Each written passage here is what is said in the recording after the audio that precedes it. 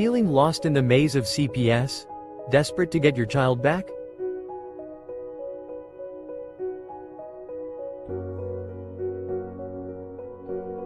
You're not alone.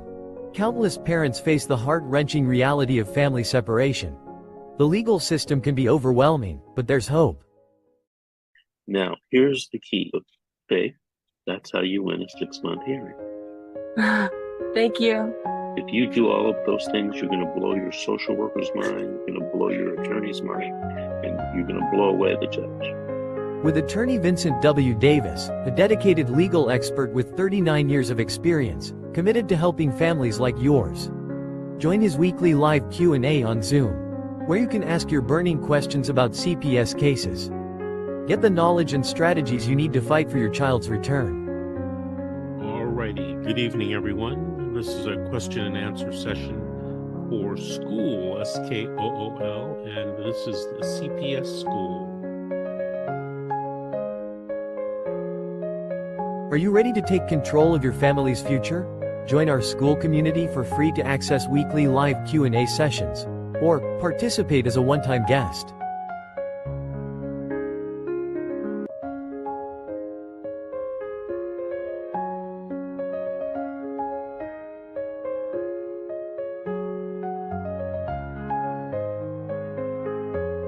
Don't let fear hold you back.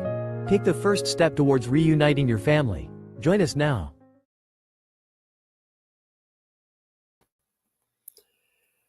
Good morning and welcome. It's now January 4th. It's Saturday morning, and I want to extend a warm hug to you all because I know what you're going through is a terrible, terrible thing to deal with. You've reached a live podcast, Fight CPS with Bob Pace. I'm your host, and here we are to talk about the child protection systems.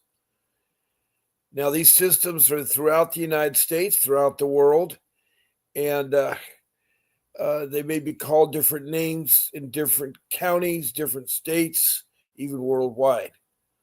But I think everybody knows what CPS stands for. So when I say CPS, I talk about all the systems that are found in every county, every state, and every country. And I keep emphasizing country because we are a worldwide podcast, meaning anybody who has internet can see this podcast. And if they have an issue with the child protection system, I'm here to help you. I'm not an attorney. I'm a loving father, a husband who has raised 6 children and has 41 years of marriage experiences. I know about all the life skills that it seems like we've forgotten about in the last 20 years. It seems life skills have stopped.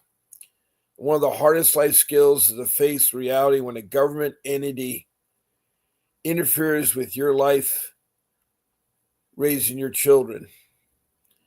Now, there are over 500,000 children being investigated.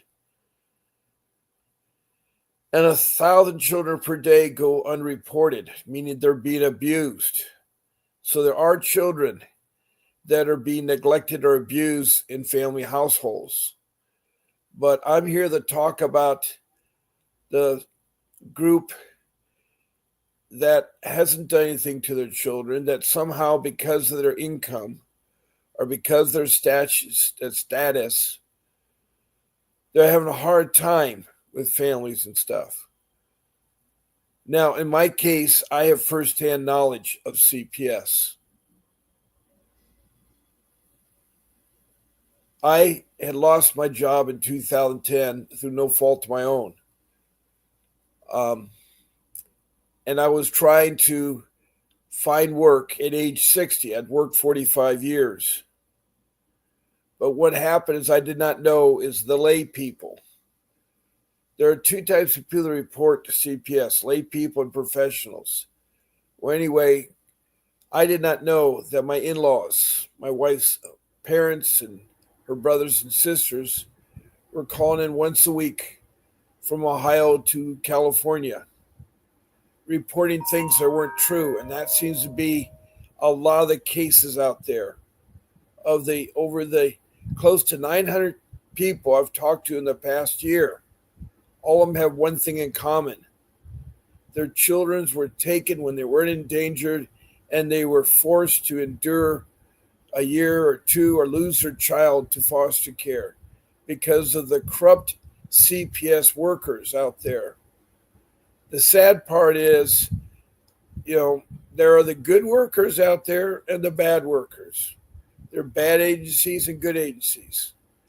The Orange County Child Protection Services in Orange County, California was bad for me and my family.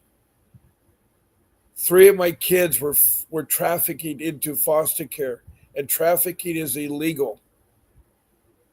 So is the alienation, because they were trying to be alienated from us family. My wife and I went through hurdles. We're both college educated. We had a beautiful home. It was in a private neighborhood, a mile from the beach, and each of our children had their own bedroom and own bathroom. It was a huge home, 2-story home, very modern, very up to date with everything. But apparently, after 5 years, the child protection system got irritated by the constant call from the from the lay people. So they called in and reported it over and over. And the problem is CPS is not smart enough to do a really good investigation. They assume right away that you're guilty until you're proven innocent. You're guilty till you're proven innocent.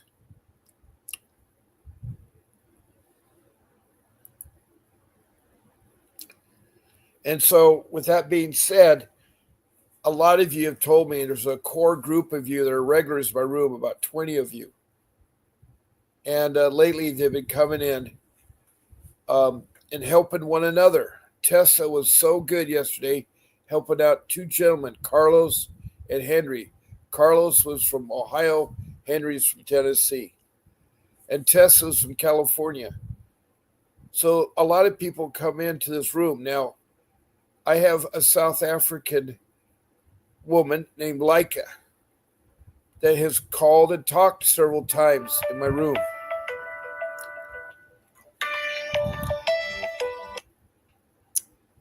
Good morning, and who am I talking to? Hi, good morning. Is this Bob? This is Bob Pace. Hi. Hi, is this, who am I speaking to? This is Philistine from Canada, New Brunswick. Oh, glad to meet you. Wow, got another country. I'm up to 20 countries right now. What can I do to help you? Well, I used to live in Michigan and had a run-in with Child Protective Services all the way to Canada. My youngest child is 20 right now, but they still haven't stopped. Wow, they still haven't. How long has this case been going on? It's not a case. It's just barterism. It's just constant bullying my whole life, ever since I had my children. Well, how did it start? I mean, what were the allegations in the beginning? Well, I got married at 20. Okay. And then I couldn't have children. So my first child I had at 28. Was that an adopted child? No, the doctors were wrong. Oh. I was living next to a power station. So no smoking, no drinking, no drugs, kids going to Sunday school and whatnot. But I had to leave the country of Canada because the RCMP and the fire department, they were stalking me. So I moved to the States, Michigan. That is terrible. You mean, I've never heard of that. The Royal County Mounted Police were stalking you? Yeah, they were stalking me. I could tell you more things of what they've done to my people and myself, but I'm just trying to stay focused on Child Protective Services. But they're a part of it too. Wow. It's yeah, it's I you know, it's so funny is when you grow up, you think you can trust the government, no matter what country you're in. Now, I've had No. some interesting calls from Leica from South Africa, who's on the West Province there. I've had Rwanda. I've had Mozambique. I've had India, several countries in the Middle East, and of course, Europe. And then you go to North America, and I've had Canada people. You're the fifth Canada person I've spoken to. So, my sister was pregnant with twins. Okay. And went into the hospital. They kept her there for 6 months, and she left with one child. Now, that child was raised 20 minutes from us. We're still looking for him. He's 30-some years old. But They stole him? They stole him? Yes, they sold him and stole him, and he grew up 20 minutes from us. We're still looking for him. Wow. Here in Canada and even in the U.S., it's nothing but a gang. Wow. Now, my youngest child is 20 years old. When he was 18, this government of Canada tried to get me to sign my son over to them. They're out of control. What's their entity that protects the children called? Child Protective Services, Community Services. They don't like me. They don't need to like me. But to the people across the street, to call the government 100 times in 1 year. My dad was 84 living with me for 13 years. 100 times in 1 year. That is 3 times a week systematically bullying me. What were they saying to you? Well, they were more curious about how we were living. We had a swimming pool and a hot tub, and there were always, the kids came to my home so that they could go to Bible studies or Sunday school. You know, I was a single woman, a single mother, not interested in dating, not interested in socializing with them, so they sure didn't like that. I was all about my kids. Well, you're a wonderful mother, it sounds like. That amazes me. Well, thank you. Now, my dad has passed away. He lived with me for 13 years. My mom lived with me for 10. The doctors kept saying that they were both going to die. We're all going to die. My mom's 94. She's still alive.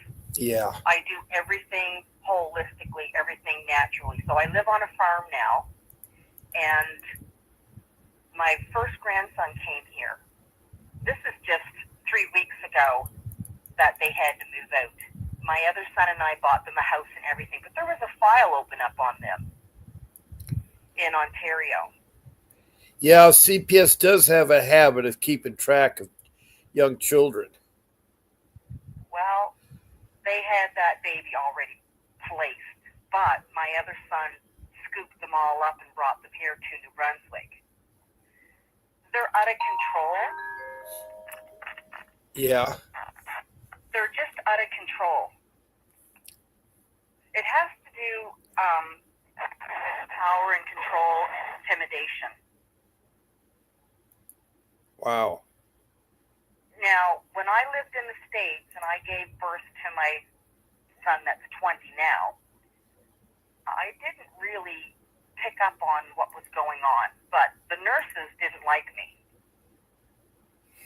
And they didn't let me breastfeed my child at 1:30 in the morning. Then they came up with this whole idea that he had a disease called Hirschsprung's and this and that and the other thing. Little did they know I went to school in Florida, and now I've been certified as a colon therapist, teaching and all that for over 20-some years. Okay. But they didn't know that. And when we went to court, Well, what they wanted to do was cut a hole in his stomach and have him have bowel movements. And I refused to sign documents. They threatened to take my other 2 children and raise them. They bullied me. It was like a horror movie. Could you go to higher ups? Could you go, first of all, did you ever think about getting an attorney to help you? Well, this was 20 years ago. I went to court, and the judge was on my side and told me to sue the doctors and the nurses. So I ended up coming back to Nova Scotia, where they followed me there, which is fine, but they had an Amber Alert. I have all the documents still, stating that all 3 of my children were in danger, all kinds of lies, after the judge told me I could, get my son and live my life. This is what they do. The first worker in Michigan, she was strung out on Vicodins, fighting with me, trying to tell me that I shouldn't be breastfeeding. The second worker in Nova Scotia, Hennessy was his name, he bullied and bullied me. He got fired for drinking and driving his own children. So they're all out of control. It's a job security thing for them.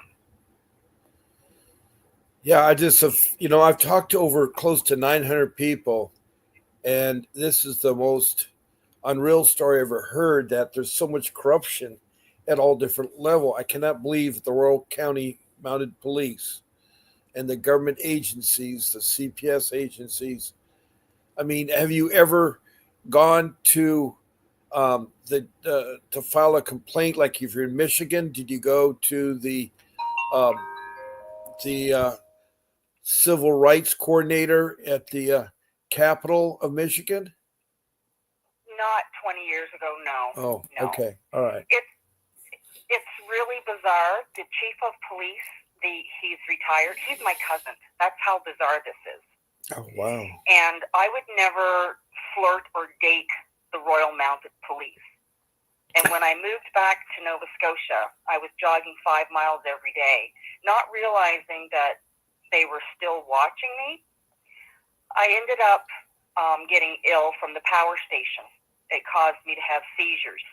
Wow. Where is this power station located in New Brunswick?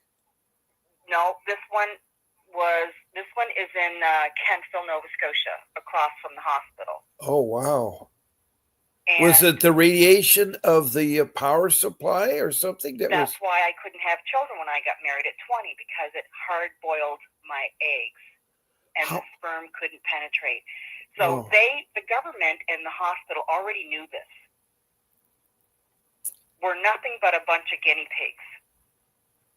So here in New Brunswick, I do a healing circle, and a lot of Indigenous people come and we speak. Is that the First Nation? The First Nation? Yeah. Is that the First Nation people you're talking about? The Canadian Indians are called the First Nation. Yeah. Right. Okay. So what I'm finding is that they are taking the Christ oil out of our spine. They are harvesting that. When the women go in to the hospitals to give birth, I'm a midwife, 30 years. My brother, when he was born many, many years ago, they told my mom he would never walk, that he was going to die. He was able to walk, but they sucked out so much Christ oil out of his spine that he died early. They're just torturing us. Wow, this is amazing. When you're at Michigan, did you try a settlement conference with the CPS there in Michigan? No. Okay. No, they supposedly have what's called a settlement conference before it goes to pendency trial. They'll try to settle things with you before it gets too bad, and they work out a plan. It's something that I think. This is 20 years ago. I don't know if there's anything I can do now, but just alert people and you could sue. It depends on the statute of limitations, but it sounds like you'd have a good case to sue the power company. that affected Oh, your yeah. life. It's something that, have you talked to any attorneys about doing civil lawsuits or, None of them will take it. None wow. of them will take on any problems that I have because I'm a whistleblower. I fight for people's rights, Mm-hmm. and they don't like that. They even blacklist me when it comes to purchasing homes, getting loans. We paid cash for the farm that we have. Took 5 years to get in my name. Now that it's in my name, they still won't give me a loan. The banks won't So give I you a was loan? telling you about the RCMP. Yeah, the road. So I was having a lot of seizures, and the power station was making me sick. So I'm doing dishes, and there's a couple Caucasian men in the woods. My son decides to walk to Bible studies. An unmarked vehicle, the RCMP, tried to kill him. Broke his leg, broke his arm in 2 places. Never showed up at the hospital, never showed up at the second hospital, and never interviewed us at all. How old is your son now? He's 25, and they're still stalking him in another part of Canada. Does he have a relationship with somebody or a family? No, he's single. He actually works for a different department of Child Protective Services. Wow. And we don't smoke, and we don't drink, and we don't do anything illegal, but all they do is stalk us and follow us. But what is the purpose of doing all that? Because you would think it has to be something. Intimidation? I'm sorry? Intimidation? Yeah, but what reward are they going to get for intimidation? I'm not sure. I mean, it's not making sense that government entities, more than one, you're saying it's more than CPS, you say it's the Royal Canadian Mounted Police. It's the collective, yeah. Is the mayor or the government other agencies just as bad? Oh, yes. Yep. Service Canada owes me over $300,000. My ex passed away 10 years ago. They will not give me my money. The paperwork went in over 10 times. The federal government will not give me or my 11 brothers and sisters full status in, Indigenous cards, but yet they give Caucasians 1% or nothing. What Cards. Now they have an Indian Child Welfare Act in Canada. It's similar to the one in the US. And the reason why I know about this because I've had First Nation people from Canada on my show, and they have a habit, as they did with the Native American Indians in the United States, who were the first immigrants, and of course the people in Canada were the first immigrants too. But they have a tendency to, when they suppressed the Indians in 1875 and started to put them on reservations, and in Canada, I live off reservation. They don't like that. No, I know that, but they were proposed to put there, and they rounded up all the children, cut their hair, and put them into private Indian schools where they tortured them. There is That's right. record of where nuns would sit there and berate little girls and use physical harm, and the children were molested. It went on for about 100 years. Then in 1978, the Indian Child Welfare Act in the United States was enacted, where it says if CPS encounters children, and these children are Indian children, then they can be registered, or maybe they are registered to one of the 549 tribes out there. There's 549 tribes that the federal government recognizes.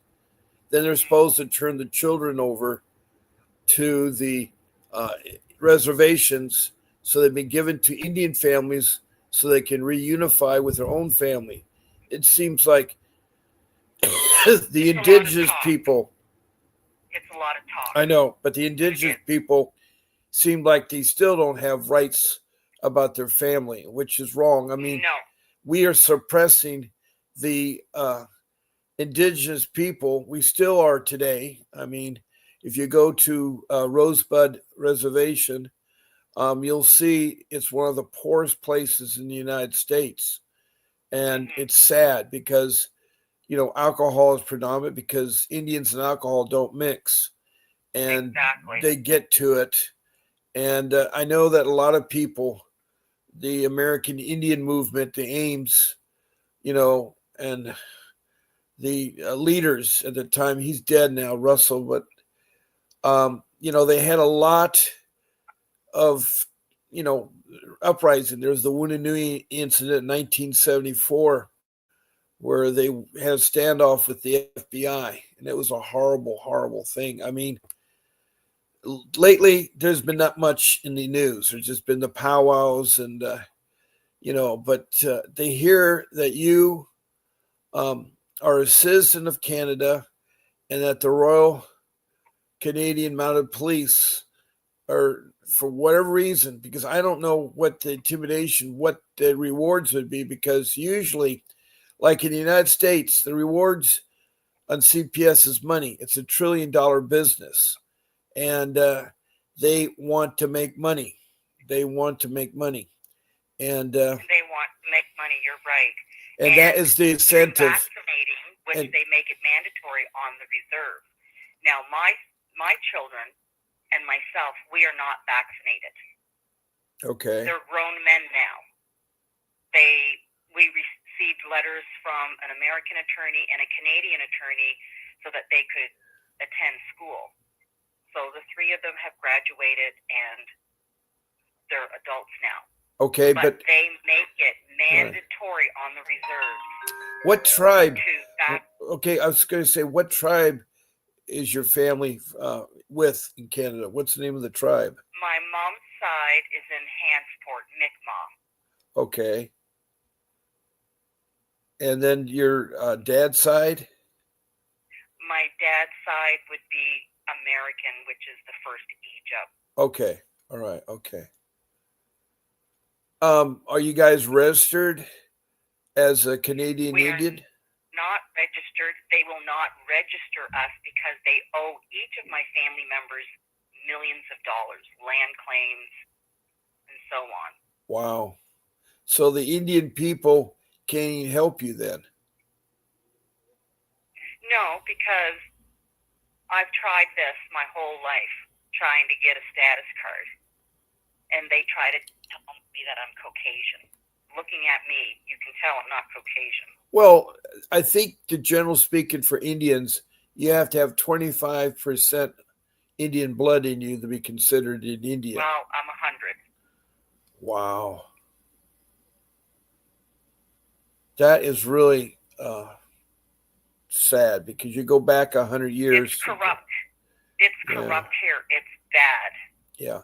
I haven't studied. Right down to the banks, the mortgages. It's all interconnected. It's bad. Well, I haven't gone and studied as more in depth of the Canadian Indians, and there are a CPS manufacturer because I've had people call in from Vancouver and Alberta. I've had people call from Montreal, and it's sad because of all my calls, and I have over 900 people I've talked to in the past year. They all have one thing in common: the corruption of the agency at their place is so awful.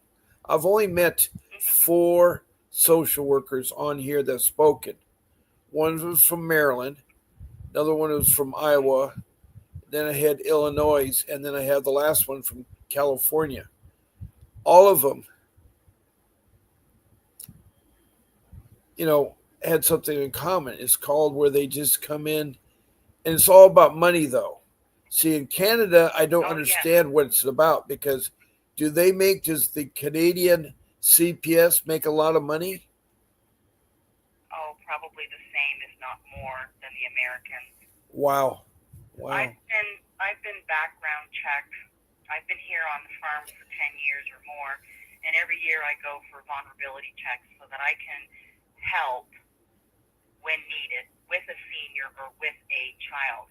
Now, my own brother, this is just recent, had his daughter taken away 8 years ago.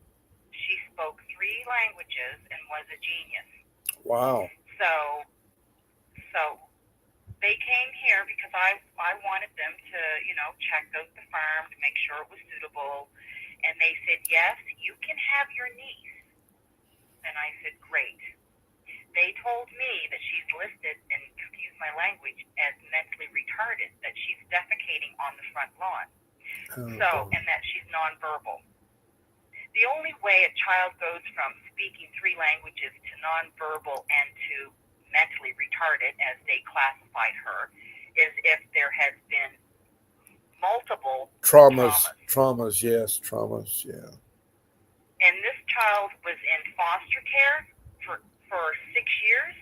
So 2 weeks before they decided to give the baby, or the 8-year-old, to me, they were here and they said, yes, you're going to have her.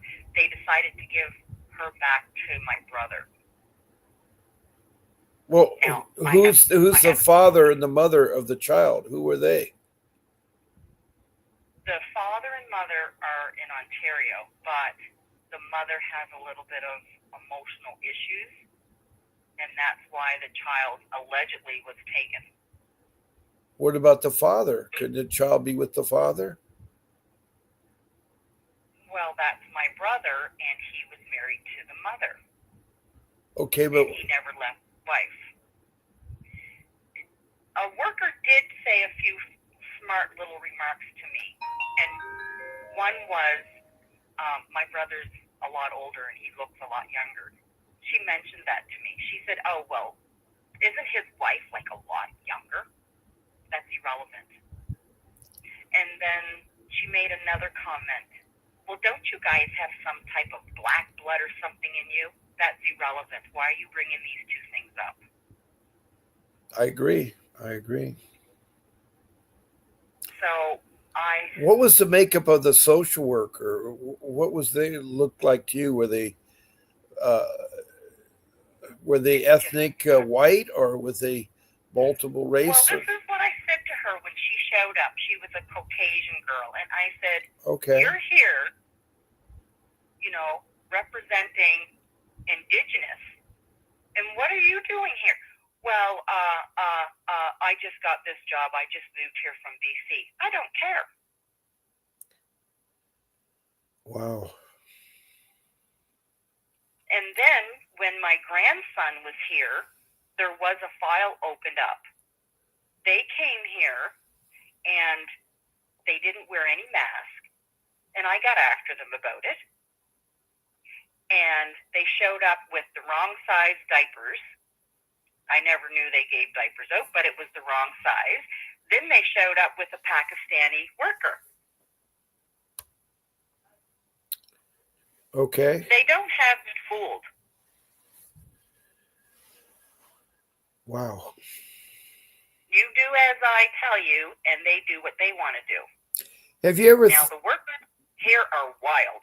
Yeah, I was going to say, have you ever thought about contacting government officials like the mayor or the governor, or even I don't know if Prime Minister... all the way up the line, all the way to Trudeau. It's dirty.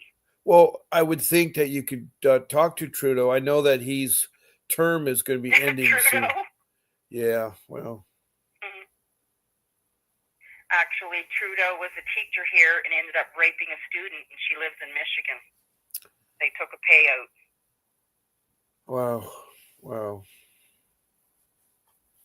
So I'm not sure. In America, 800,000 to 1 million children go missing in a year. And here in Canada, they try to downplay it, say it's 50,000. Wrong. So we're still looking for my nephew, my sister's twin son. Wow. She has the paperwork that states she gave birth to 2 boys. I actually bumped into him many, many years ago at the dollar store, thinking that was my nephew that I grew up with. Uh-huh. So we're not quite sure where he's at. We know who stole him from the hospital, but nobody wants to interview my sister or help out or anything. They have me blacklisted with all the news media Uh-huh. because I opened up people's eyes about the smart meters and the power station and G5 and stuff. It's a witch hunt. But with anything that does corruption or which there's got to be something in return. They got to get something in return. And I don't know what these people, except for money, are getting in return. So Money you think and control. But do you think the Royal Canadian Mounted Police are that corrupt? Or is it I just don't think it. a small group? I know it. Okay. Is it the whole Royal Canadian Mounted Police throughout Canada? No. Or is it just No. a certain area? They have a different division. Have you talked about going to the chief or whoever's in charge of the Royal Canadian Mounted Police? Well, my cousin was for 20 years. He's retired now. Yeah, but when he was working, did you try to talk to him about these woes?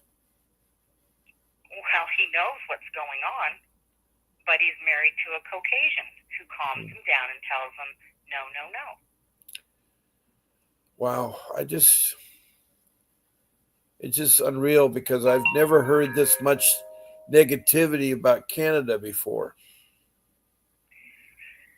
Well, I'm almost 60 years old and I'm tired of the shit show here in Canada. Well, I agree. I mean, that goes on in 193 countries worldwide. They're all interconnected.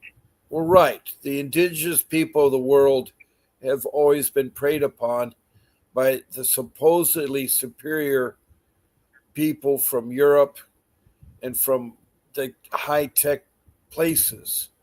The Polynesians have suffered a lot. I know that the Polynesians, I've studied them.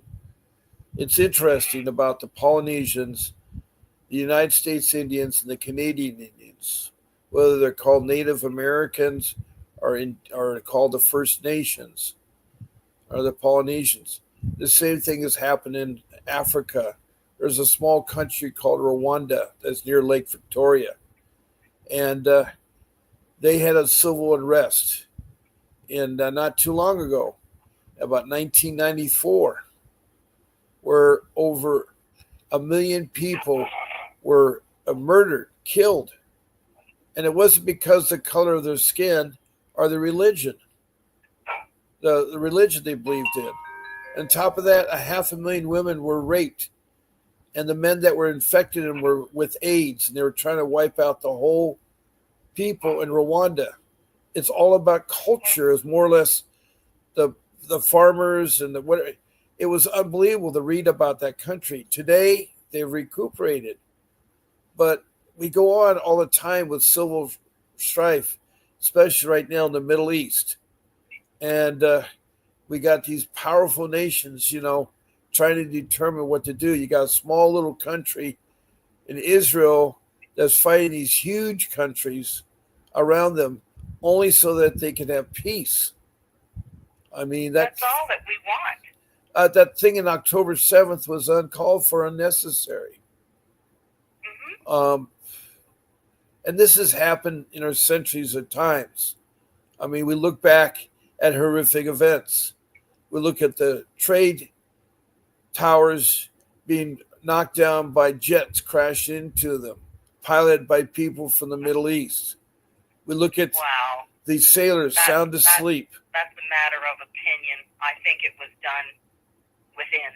Oh, okay. Well, that's the public's perception. And I guess I'm one of them. But I just cannot believe that another culture would sneak up on another culture in 1941, December 7th, and attack these guys at 6 o'clock in the morning on Sunday while they were sleeping. And then we went through this horrible World War II. I mean, it's just unbelievable that the German people would let somebody that would rise to power, that would tried to annihilate human beings. And it was just these atrocities that are going around. I mean, in Cambodia, I mean, you look around the world, it's a big history of that. But I cannot believe that, well, anyway. So, Well, everybody thinks Canada is a great country. oh, well, I've been there. It is not a safe country here.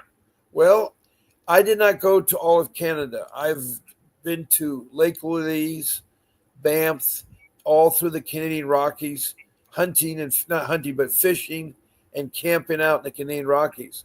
I had a great time in Vancouver Island, off Vancouver. It's a beautiful country. And If you take out, all the greed. I guess so, but I didn't see that. The police, the Royal Canadian Mounted Police, were always very helpful and tipped their hats. I mean, I've heard of some great stories where they rescued people. I'm not saying that all of them are bad. No, I know that. But when I grew up, I had a cousin that was killed by the police. Graydon Viner.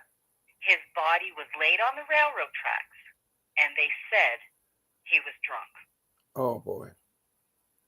So, growing up and finding his body parts on the railroad track, I had and have no desire to date or trust any of them. Yeah, well, there was a meeting of Red Cloud who came up into Canada from persecution from the United States that met with the Canadian Mounted Police, and they accepted him into the Canadian area. So I know there's good in Canada, and they were treating the indigenous people from, the United States that came across. And my experiences firsthand into Canada were very pleasant experiences. I did not see the crime and stuff. Even at the border crossings, it was very well.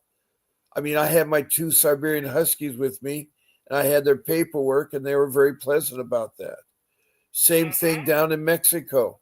I've traveled a lot. See, I'm a world traveler. I've traveled to so many countries, probably over. But you're Caucasian. Well, I am Caucasian. Why are they going to give you a hard time? Because that's my outer appearance. But my blood rights is that I'm a Lakota Sioux from Rosebud, South Dakota. But you look like them. They're not going to give you a hard time at the border. Well, they're not going to give you a hard time. No. My son was in New Brunswick, Dieppe Airport. He came to visit me.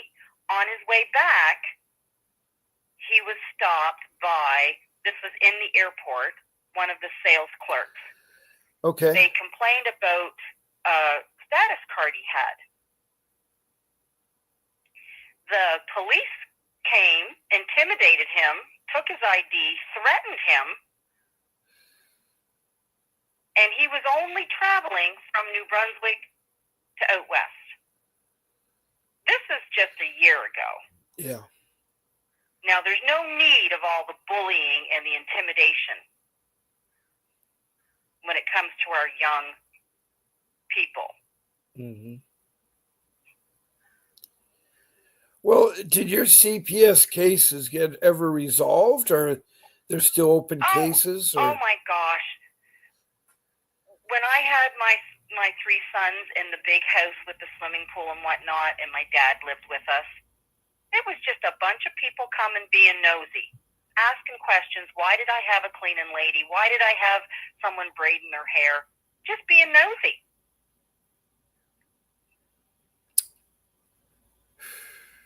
But you said you never had a written case that opened up? You never... Oh, yeah. They opened up files on a Monday and closed them 2-3 days later. And when my son, age 13, was hit and run over by an unmarked vehicle, which I believe was the RCMP, they called me on the phone, the Child Protective Services worker, to ask me, what was my son doing out at that hour of the night? We're talking 6 o'clock. He was walking to Bible studies because at that time I couldn't drive. I was having seizures from the power station. Yeah. Wow.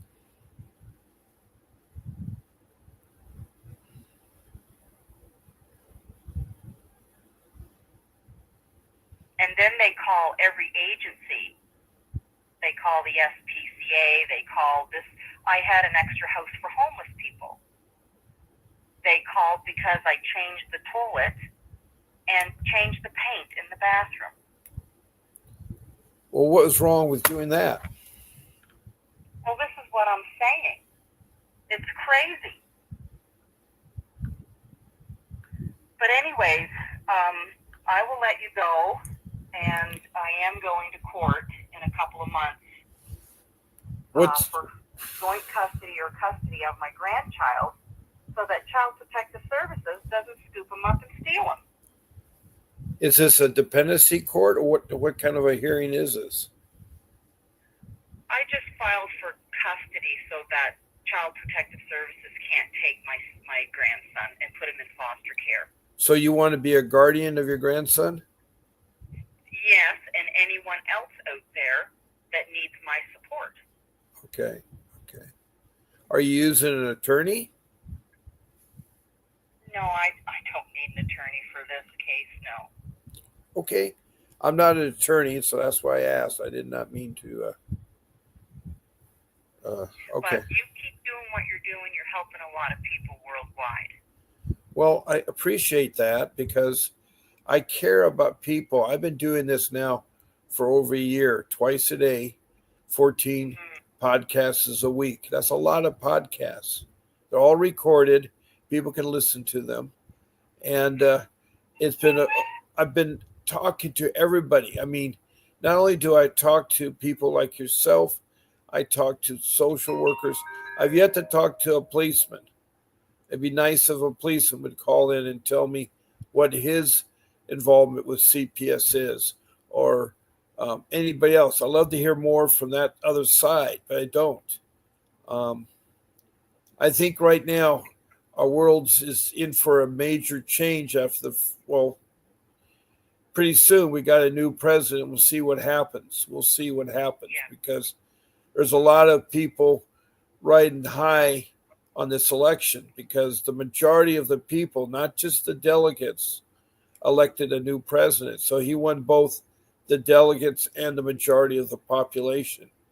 And those people, by the way, they're out there, are middle class that's slowly been disappearing because, why are third world countries called the third world is because they have no middle class.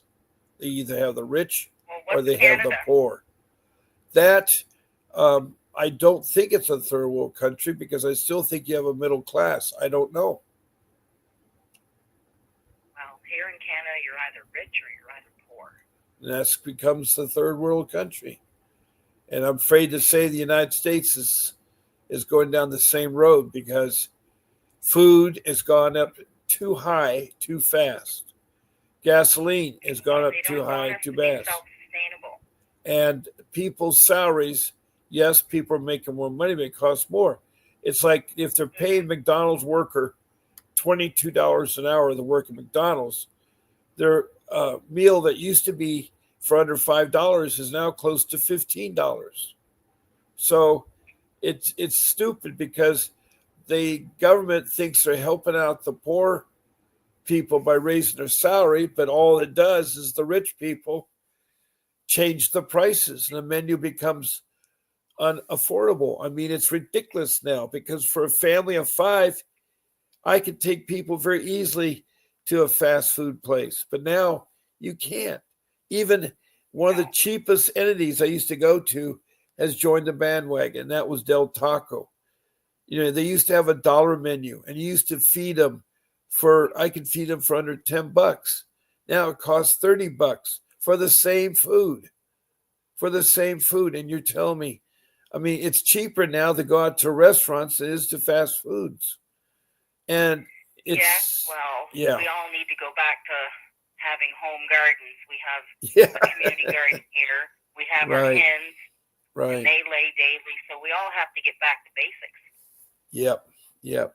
Well, I really appreciate you calling in and sharing your story. It takes a lot for people to do that. Well, I'm on 60, I told you, and being drugged and raped and bullied my whole life, and being That's- harassed. Yeah. You poke the bear so much, I don't give a rat's ass no more. Well, I'm 75. And so being at 75, I still have a young family. I'm fortunate, but I find out that the golden years I thought have not happened. Maybe when I'm 100 years old, I can start enjoying my golden years. I just saw the world's oldest woman die at 116. So my goal is to outlive those people that lived a long time. And so I'm hoping that I can do that because I like to help Stay others. away from the doctors and Yeah. prescription drugs, and you'll be okay. Right. I like to help people. I really do. And that's one Yeah. thing I enjoy is helping people and talking about their woes and stuff. So I hope you'll call back later and give me an update about that court on the guardianship and about anything Yes, I'll else. give you an update. You're part of the family now. You're a Canadian that is indigenous Canadian that has been part of this podcast, and you've talked. And thank you so much. And I imagine we've had a lot of hearts and faces and thumbs up from people that have said that this morning. I have a lot of emojis. It's hard for me to determine how many people are in my room, but had a lot of people. But thank you for sharing, and God bless you. And I hope the new year does you right, does you better. Okay? We'll talk soon. All Thank right. you Take care. for your time. Bye-bye. Okay, we had a remarkable Canadian woman from Canada. She's from the Indigenous tribe, which in Canada, the Indians are called the First Nation. That's the correct way to describe it. In the U.S., they're called the Native American. And the Native American and the First Nation people share something common. They're actually what I call the first immigrants. They had come from the land bridge of Alaska that connected to Asia. As people, it says civilization started in Africa and spread out. And I know there's great societies with the Greeks and the Romans and the Egyptians that built some great society and stuff. And there's also proof of the raw expeditions that people from Africa can sail to South America. And then in the South Pacific, with the Kon-Tiki expedition, it shows that people can sail among the Polynesian islands. And so I think what happened is the people came across in Alaska, settled into Canada, some went further south to North America, and intermixed with the Spanish who were exploring Mexico. And that's where we get our Mexicans, mixture of Indian blood and Spanish blood. And then further south into South America, maybe the people from Africa intermixed with the Incas and the Aztecs, those societies there and so forth. The world was really exploring and creating things. But the one thing that is supposed to be helpful is this organization called the Child Protection System. Every state and every country should have a government agency that people can trust. You aren't born with a manual of how to fight CPS. And I have 5 rules. I don't have much more time on my show, but they're recorded. Rule number 1 is to get yourself an attorney. And the kind of attorney you want to get is a dependency family law attorney. And you need that to fight it because a lot of the CPS agencies are corrupted. And they're corrupted by the greed of money. It's a money-making business. They make trillions of dollars. They have incentives and bonuses and so forth. And I'm sad to say that the agency that is supposedly controlled by the Health and Welfare Department and Congress mandated that this agency is supposed to protect our children from neglect and abuse, but they're not doing that. And we need to make some major changes in CPS. But I find out that you have an attorney that will help you, that will fight for your case, but it costs money. I had to sell my home I worked 45 years for, to hire my attorney, who happens to be Mr. Vincent W. Davis, one of the big attorneys that does fight for your cases. And so you want to work on getting that attorney, because your court appointed or public defender will do nothing for you. Sadly, they're overburdened with a caseload of 30 or more clients. They're only trained in criminal law. They're starting out. They are paid and controlled by the child protection system. It is hard. It is hard. Rule 2 is to get your documents together and put them in a notebook. Don't have them all over the place. I did. It was worthless.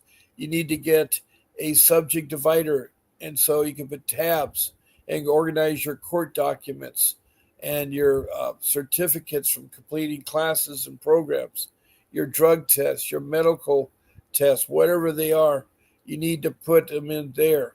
And one of the most important documents you can make is called the incident time log.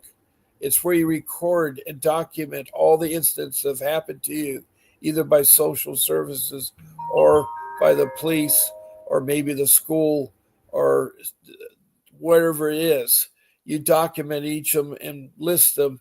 First line is you put the time and the location and the people involved, the date and time and location people involved. Then the second line is you make a summary of what the incident was about. The third line is the outcome. And then the outcome, one sentence summary of that. If you don't know the outcome, leave it blank, come back later. Then skip a line, put the next incident. There you'll have your documentation that you need later if you want to do a lawsuit or you hire an attorney. You're late and hire an attorney. So that's what you need to do. And of course, my rule 3 is do not talk to social workers. Don't let them in your house. Don't let police in your house. Don't talk to them. It should be a very simple matter. It's like, be courteous to them, but if you don't answer the door or open the door, you'll save yourself a lot of grief, because what they find inside, they'll use against you. If you talk to them, they'll use what you said against you. If you happen to meet them outside, tell them that you need to get a hold of your attorney before you go any further talking to them. They will understand that. They'll respect that. Just say, look, officer, this is a legal matter. I have my constitutional rights to have an attorney present. I need to get hold of my attorney.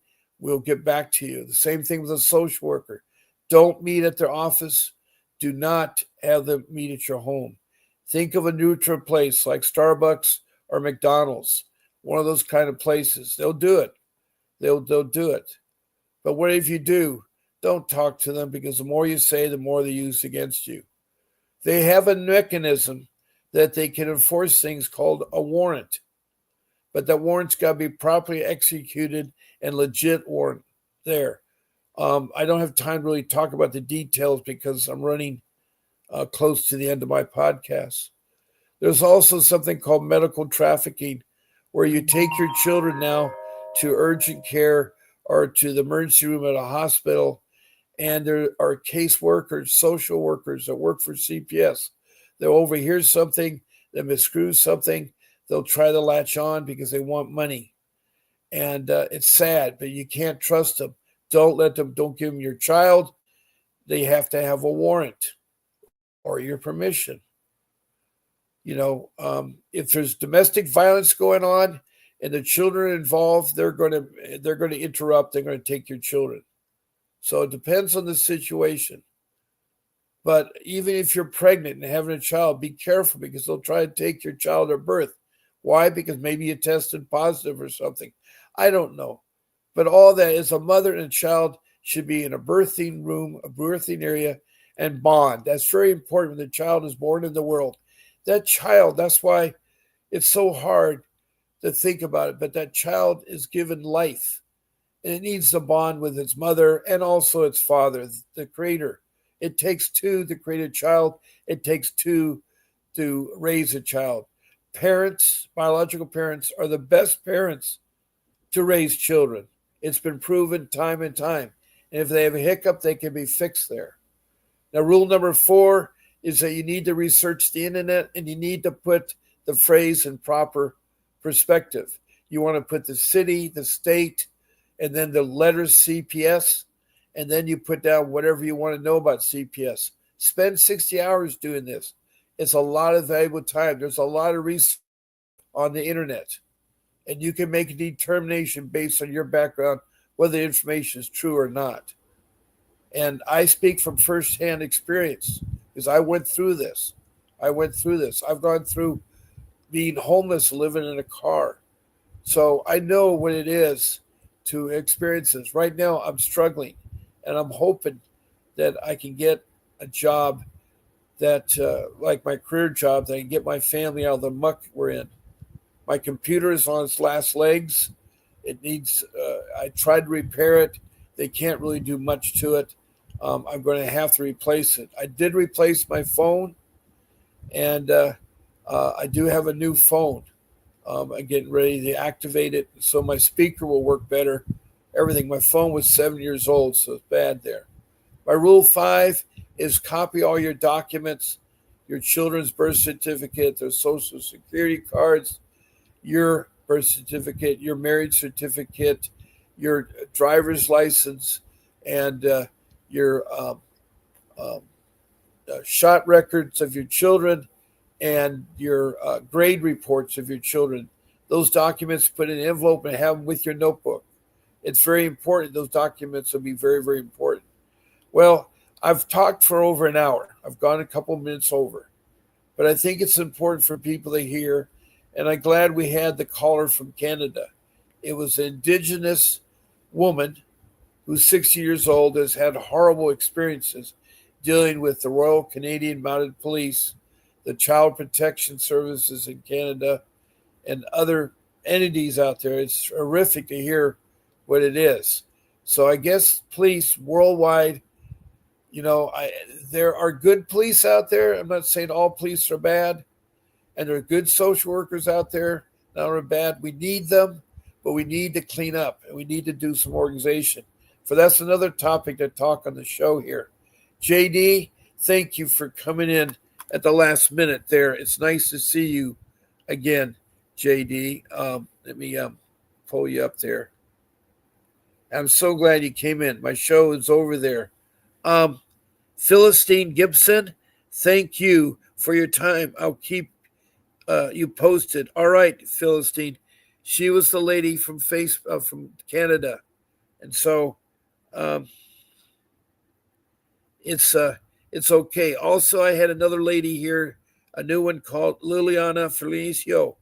I did not forget you. You're in Texas, and you told me the system is corrupt. And I hope you join me again for more. And I'm glad you shared that with me, Liliana Felicio. That's really good. And I'm glad you came in. And thank you to all my followers, all the emojis, the smiley faces, the hearts, and the thumbs up. They're great. I appreciate that. That's a simple way. And so I will tell you again, keep fighting for your kids. Do not give up. In the end, you'll get your kids back. Sadly, I got 2 of my 3 back, but I never gave up. I still love my youngest daughter, who's now 22, and I keep hoping that someday she'll reach out, as well as I have another daughter who's now in her 30s. So anyway, I thank you all for listening. I'll be on again tonight at 7 p.m. That's Pacific Standard Time on the west coast of California. I live 3 blocks from the beach in Surf City, USA, and it's a beautiful place to live here, but at times it is hard. But anyway, enjoy your day. God bless you, and there'll be a brief message from Vincent Davis when I sign off. This is Bob Pace signing off.